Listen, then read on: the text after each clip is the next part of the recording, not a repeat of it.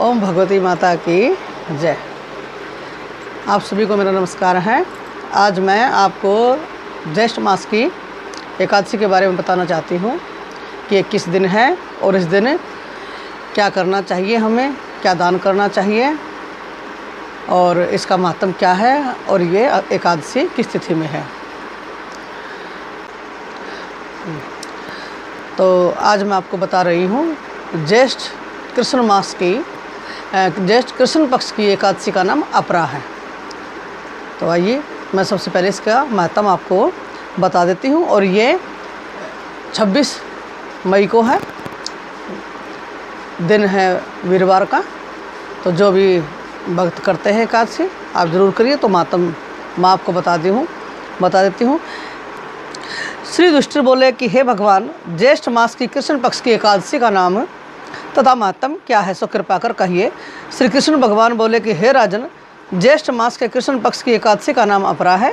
यह पुण्य देने वाली है। जो मनुष्य इस एकादशी का व्रत करते हैं उनकी लोक में प्रसिद्धि होती है।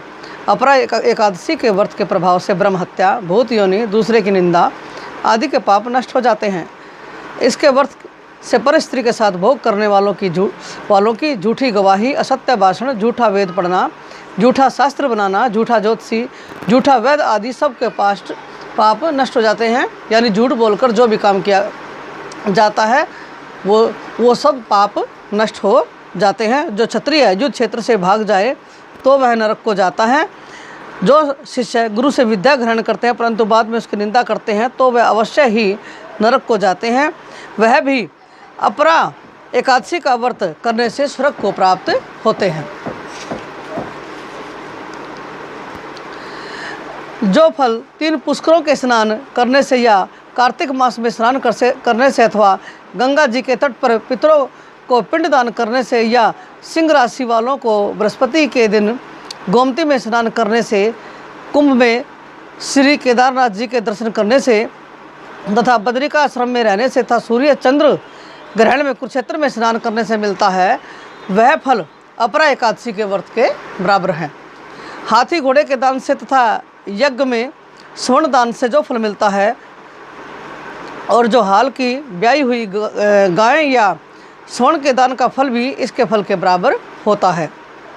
अपरा एकादशी के दिन भक्तिपूर्वक विष्णु भगवान का पूजन करना चाहिए तथा अंत में विष्णु पद की प्राप्ति होती है।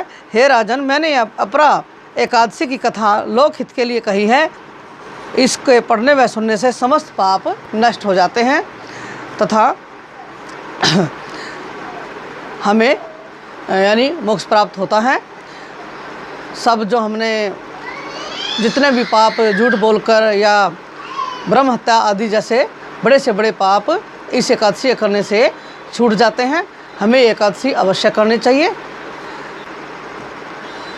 तो अभी मैंने आपको महत्व सुनाया है। अब मैं अपरा एकादशी यानी अचला एकादशी की कथा सुनाती हूँ। प्राचीन काल में महिध्वज नामक धर्मात्मा राजा राज्य करता था। विधि की विडंबना देखिए कि उसी का छोटा भाई वृषध्वज बड़ा ही क्रूर, अधर्मी तथा अन्यायी था। वह अपने बड़े भाई को अपना बैरी समझता था। उसने एक दिन अवसर पाकर अपने बड़े भाई राजा महिध्वज की हत्या कर दी और उसके मृतक शरीर को जंगल में पीपल के वृक्ष के नीचे गाड़ दिया। राजा की आत्मा पीपल प्रवास करने लगी और आने जाने वालों को सताने लगी। अकस्मात एक दिन धौम्य ऋषि उधर से निकले। उन्होंने तपोबल से प्रेत के उत्पात का कारण तथा उसके जीवन वृत्तांत को समझ लिया। ऋषि महोदय ने प्रसन्न होकर प्रेत को पीपल के वृक्ष से उतारकर परलोक विद्या का उपदेश दिया। अंत में ऋषि ने उसे प्रेत योनि से मुक्ति पाने के लिए अचला एकादशी यानी अपरा एकादशी व्रत करने को कहा। अपरा एकादशी व्रत करने से राजा दिव्य शरीर धारण कर स्वर्गलोक को चला गया। तो यह एकादशी सब बंधन से मुक्त करने वाली है। आप इसे अवश्य करिए। ओम भगवती माता की जय। अगर आपको हमारी दिखाई गई वीडियो जो भी हम बनाते हैं पसंद आए तो आप हमारे चैनल को सब्सक्राइब कीजिए, वीडियो लाइक कीजिए, शेयर कीजिए। ओम भगवती माता की जय।